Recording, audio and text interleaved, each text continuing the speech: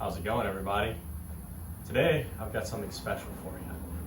I'm working on this 1997 Toyota Rav-4 with my good buddy Joe Balone and my other good buddy Jacob Haft. And today we're going to be doing valve stem seals in an old trick way. We're going to be taking some compressed air, putting it down the cylinder, keeping those valves up, pushing down on the springs and trying to get the keepers off and do it without having to take the head off. So you're going to kind of follow me through this video and hopefully learn a thing or two, and maybe if you've got one, you can do it on your own. Alright, so as you can see here, we have the air box out. You always want to pay attention to everything in which you're taking it apart. Things like electrical connections and vacuum lines. You kind of want to make a good mental note, or maybe take some pictures while you're doing it. That way you don't forget when you're trying to put everything back together where it all goes. We've also gone ahead and taken out the spark plug wires and spark plugs while we were at it.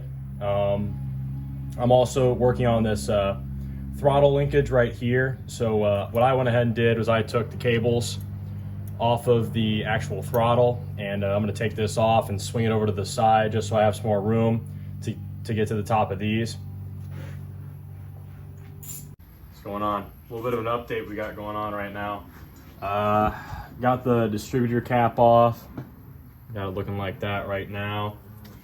We took these off right here. These are the valve cover keepers right here. So that's what it's going to look like when you take them off. We got them off with a, what do we use to get crescent wrench? The crescent wrench. Yeah, we just use a crescent wrench to get them off. When we put them back on, might find the right socket for it and torque them to spec, but you know, all depends. All right, what's going on? So just unplugging a few things here. I always want to make sure you keep everything organized. So this goes the alternator right here, and then these wires go all the way down there. You want to make sure you unplug these and kind of move them over to the side, because all this is going to have to come off to get this valve cover off. Right in the video. Hello, how's it going? So as you can see here, we've gone ahead and moved our power steering reservoir over here. I went ahead and put a bolt in there, kind of plug it up a little bit, then just kind of move it over to the side, you know, just kind of getting things out of the way. Next up, I'm gonna start removing some of this wiring.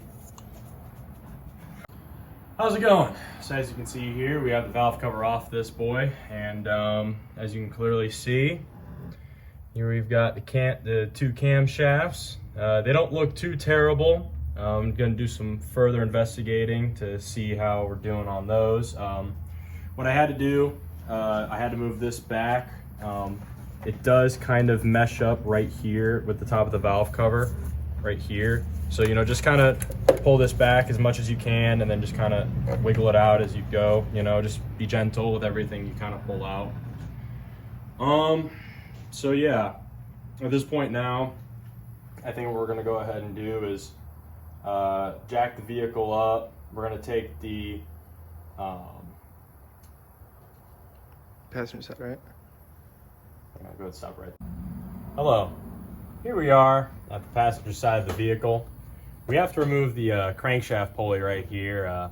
We're in the middle of it. We're looking for a 19 impact. By the way, this is a 19 millimeter right here. We're going to work on taking that off. Anywho, by the way, you have to take off the tire. You've got to lift up the car so that you can get to this point to get off the timing belt cover, because, well, since we've already got all this stuff apart, I'm going to go ahead and do a timing belt anyway. You may have to remove this AC belt right here. All you got to do is just loosen up the AC compressor right here. There's a little bolt to tension it, loosen this up, and then this will just come back, and this belt will come right off after I take this off of here. Yeah, other than that, you do need to take off this cover just to get to the camshaft anyway, because we got to get the camshaft off. So, And the cover comes up here as well. yeah, the cover goes all the way up to the top. That's about it right now. You're good. Hello, welcome back. So we have the crankshaft pulley off right here, and as you can tell, there's two belt loops for this thing. Am I right? Yeah. Make sure that you take off that other belt before you try to pull this thing off, or else you'll just be angry. So yeah, there's another belt going. I believe this is the power steering pump right here. or the AC compressor. It escapes my mind at the moment, but you get the gist, you know. Hello. Before you get too far in your endeavor, let me just let you know something. You don't need one of these things, but you can just use a jack with, you know, some kind of piece of wood underneath it. You got to jack the engine up apparently, because you got to get this motor mount off, because apparently you can't get the cover off without taking off a motor mount. So keep that in mind while you're doing this, you know. Make sure you lube everything up. They're all 14 mil. You know, it's gonna be hard, but you know, it's not terrible. Get in there. God. How's it going? So we have the motor mount off. I'm gonna let you know. It's gonna fight you a little bit. You're gonna have to move some shit around, like move the motor a couple times, jiggle it, shit. But eventually you will be holding this in your hand and triumphantness, you know, like I am right now. Yeah, we're let's see here. Let's see what we got next. This should, you know, just kind of. Yeah, this still isn't out yet, but come back and we'll have this out. We'll have this cover off. I swear. How's it going? So, if you're looking at this is the motor mount. So I'm just going to explain this to you while I have it in my hand. So what you're going to want to do before you ever even think about taking the cover off, this thing right here. For some odd reason, they thought it was a great idea that like you have to take this off. So here, I'm going to show you. This has, I believe, it's 4 bolts and then 1 nut to get this off, but this won't come off like this. You might have to smack around a couple times. And then there's going to be 1 nut on the bottom right there, so then 2 nuts, sorry. And it's going to come through the bottom right there. And then for this piece, this bracket also has to come off. This is going to have 3 bolts into it. They're all going to be the same size, they're all 14s. All of these bolts were 14 mil. But the middle one's going to be a little bit on the hidden side. So just make sure that you feel around in there. Don't start banging on stuff. There's 3 bolts. There's 3 bolts. And it's triangle. All right. Let's see. Why was this such a pain in my butt? Yeah, because they wanted to do it like this. So you can't get this off without removing this. Wait. You want to take the actual bracket off first before you take the cover. It was like this. Yeah, you want to take the bracket off so you can move this, or else you'll never be able to remove it. Because it lips underneath it, so it doesn't come out. Come on, and we'll see where we're at right now. And look. Here's our timing belt assembly.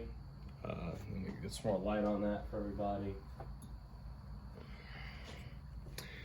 Yep, there it is. So now what we're going to do is we're just going to make sure we've got all the timing marks right and just make sure everything's all centered up and good to go. Probably going to slide this belt off. Got to hold the tensioner in with a pin, I believe, the usual style. And then yeah, after we get that off, we're going to move on to taking all the camshafts out, and then we'll get onto the valves. Hello, how's it going? We have the belt off now. By the way, I'm going to recommend that you guys just mark it. So what we went ahead and did is we made sure that cylinder 1 was a top dead center on the compression stroke, just to give ourselves like a good starting spot. Make sure that both the first valves are closed up. And then after that, I went ahead and marked a couple random spots because sadly, this one did not have any marks on it. So what I went ahead and did is I would mark right here. So I would mark right here on the belt, and then I would mark right in between.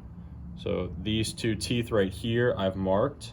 So I know that this little mark on the belt goes in between right there. So I also did the same thing on the bottom to the oil pump. Gotta come down here, Joe. I went ahead and I marked right here on the oil pump, and as you can see right there behind that, this is the camshaft or the crankshaft position sensor, and went ahead and marked it right there where it has that gap, or it has a big block in there where it would sense for top dead center on cylinder 1. So I thought that was a really good spot. Once again, did the same procedure. 2 marks on the sprocket and then 1 mark on the belt. And what I'll do now is I'll match the 2 belts up, and I'll put the same marks on those on the new belt. That way, when I put the new belt in, it'll be in time. Go for it. So I have the sprocket off. If you want to come over here and take a peek at it. Sprocket was on the camshaft right there. We only got 1, so whoop-de-doo. It's keyed, so you won't have too much of a problem putting it back on and getting it back in time, whatnot.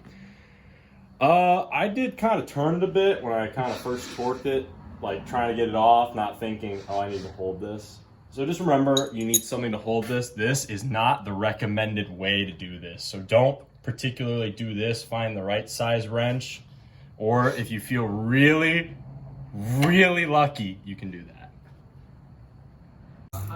So we drank a few beers, all right? And then we're deep in this fish right now. I'm just taking off the bolts on top of the camshaft here, just loosening them in order. So what you want to do is you can go online, either All Data, ShopKey Pro, any one of those sites, or you can just find online actually. Find the torque spec and then just go in reverse of that, and that would be your removal procedure. So as long as you do that and you stick that and you just kind of slowly go about that, you should be fine. Take them off individually. Make sure that you have like a good table, like if you see over here. We have a really nice table that we're kind of setting up things. So, just keeping all of our timing components in order is going to be probably your best friend to this situation, because the worst thing that can happen is when you get disorganized and you lose parts and you're unhappy with it. So you want to stay away from that.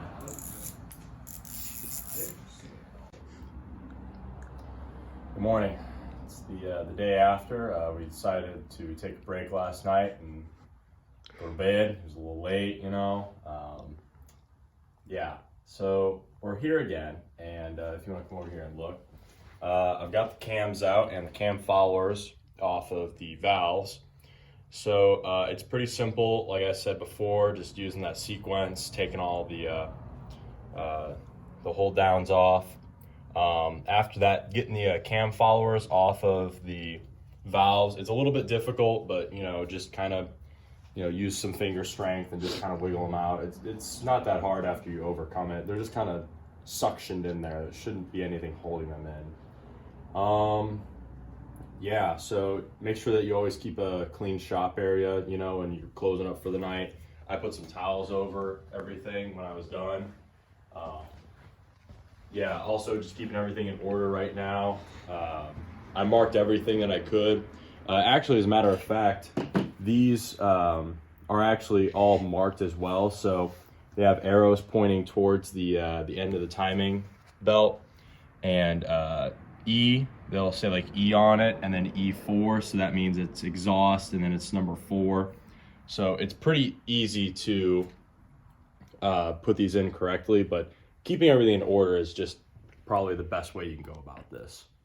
Other than that, yeah, now we're going to go ahead and put some pressure to the cylinders so I can keep the valves from going into the cylinder, because I don't want that. What you're going to want to do is, what you can get is a compression tester gauge set, and it'll come with one of these. What you're going to want to do, and what I'm about to do, is they have a little Schrader valve in them.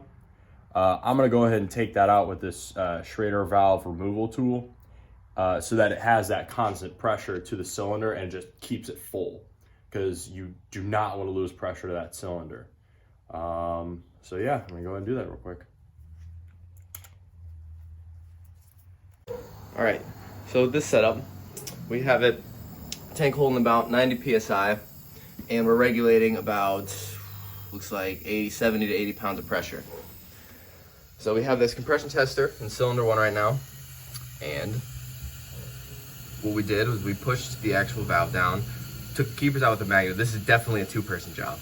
Took the keepers out with the magnet, and when we took the keepers out, pulled that spring up, that the valve actually held, which is pretty cool. This shit worked. I'm amazed right now. Look at this thing. We bought this fucking thing yesterday.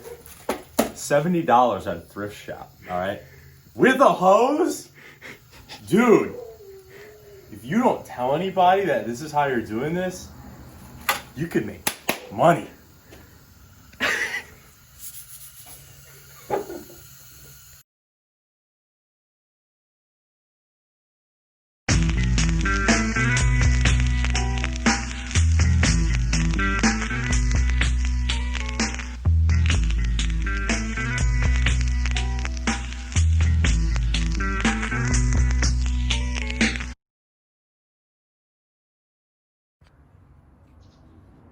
How's it going? So, I took a shit, I had an epiphany.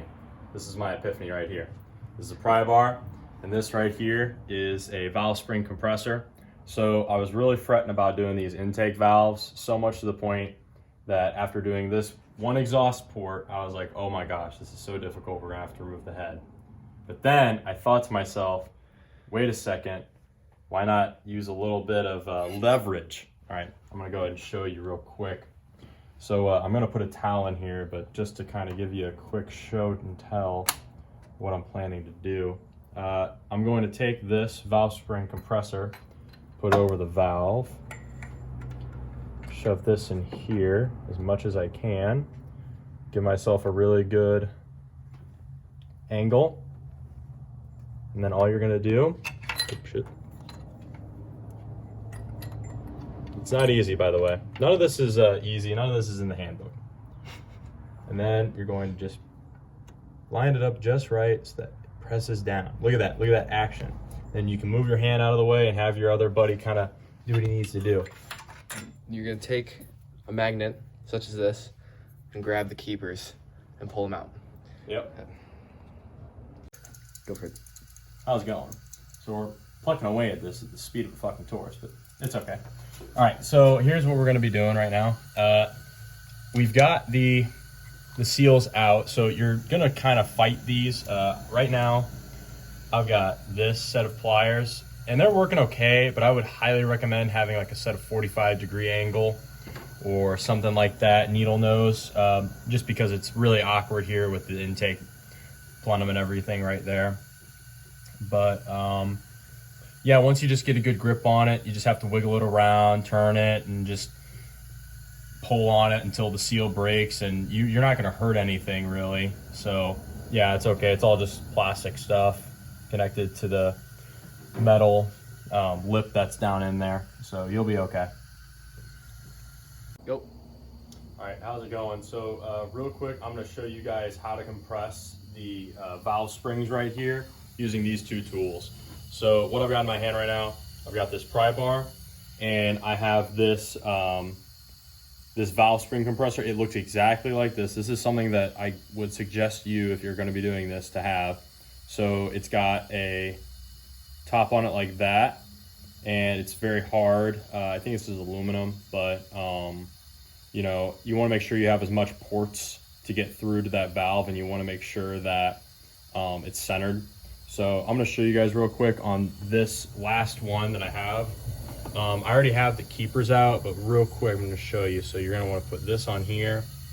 And I know this isn't the best idea, but I've been actually using the fuel rail because it's a very hard surface that I can do this on.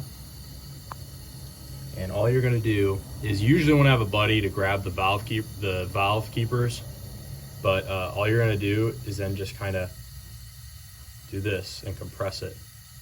Like that. Joe, you want to get in there? Mm-hmm. Get a little more of that action. Yeah. So what you're going to do is that. And then once you get your keepers out, take everything out. Voila. Didn't have to take the head off or anything. How's it going? So real quick, I kind of stumbled across something. On this very last cylinder, the seal was giving us a lot of grief. On these as I said before, you're going to want a 45-degree angle. I actually went out and bought one. It was an absolute lifesaver on the other cylinders and this one too, because you can't get to them with a straight one. You need to have a 45-degree. All right, now then, I found this out. Right over here, you got your motor mount, and you got nothing here. That's why I took the air box out and everything. So to get a good grip on these ones, to get that center of gravity right over it, you want to position yourself in the engine bay like so. And you can pull out all of these ones a lot easier than having your body arched over the engine and you pull your back out. This way you can get down and low and keep your back straight and whatnot and pull them out, because they are really difficult to pull out. They are really difficult to pull out. Have a partner. Yeah, have a partner to catch you maybe, because if you do, you might fall. All right.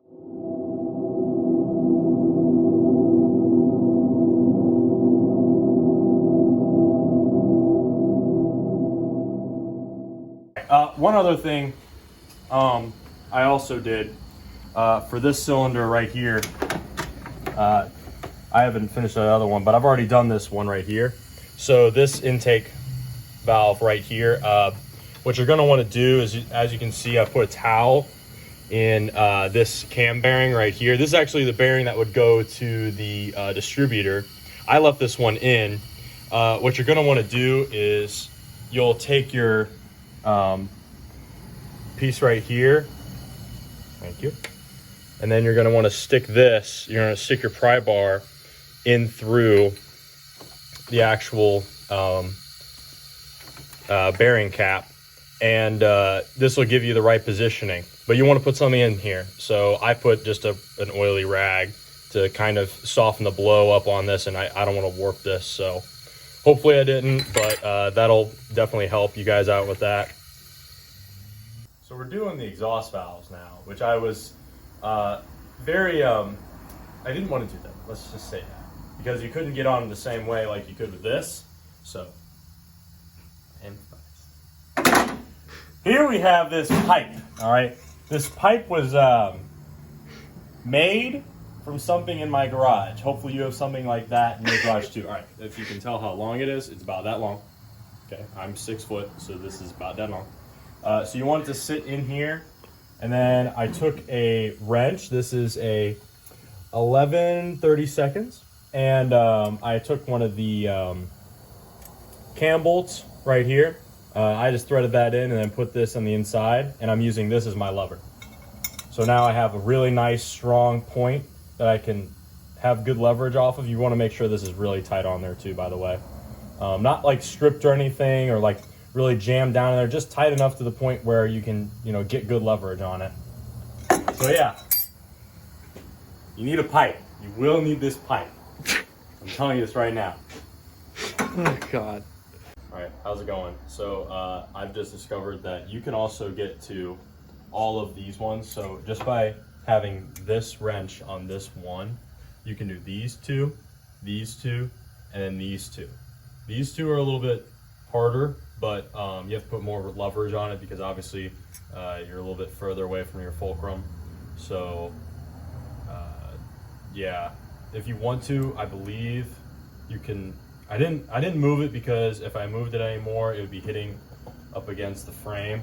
So I didn't want to, get any closer. But from right here, you can get to all of these. So what I'm going to do now is I'll take this one off, move it over here, and then do these two. There we go.